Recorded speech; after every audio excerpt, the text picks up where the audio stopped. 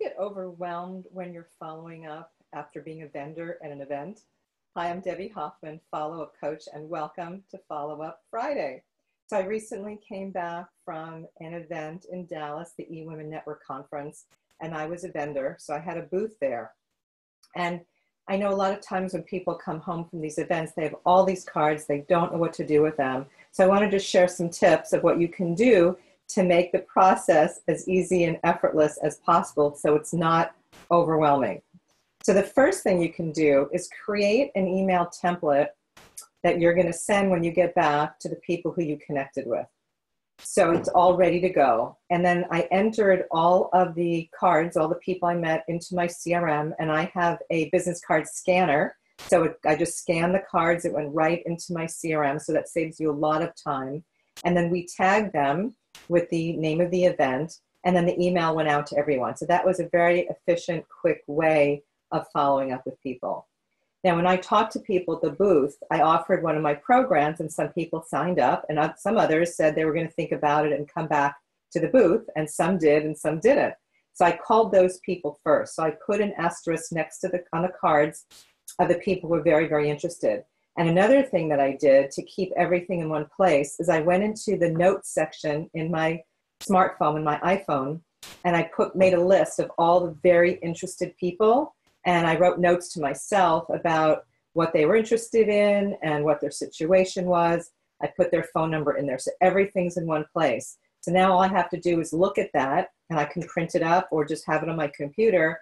And those are the people I'm going to call first. Because you need to prioritize who you're going to call first, because there's so many people you can call. So I'm calling the people who were most interested.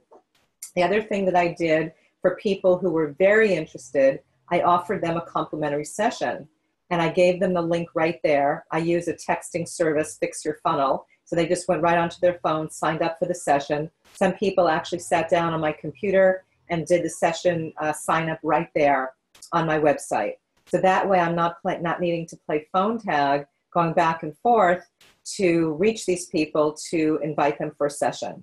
And what I found in the past is that when I sent out an email with the link for the session to see my calendar, they didn't sign up. So I had a bunch of people do that. I've already had 3 complimentary sessions from the event, and they're going very, very well.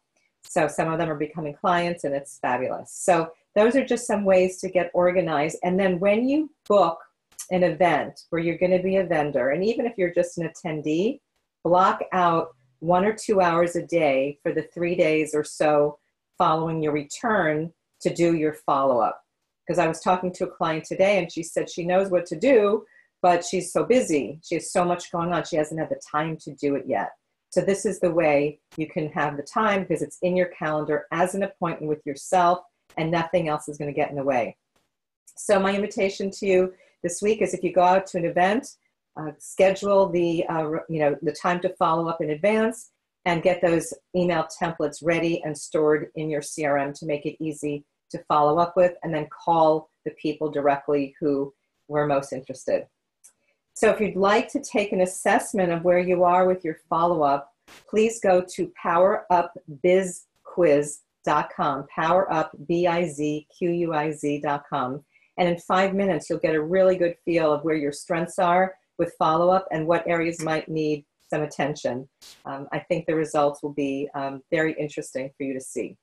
So I look forward to following up with you next week on Follow Up Friday. Bye for now.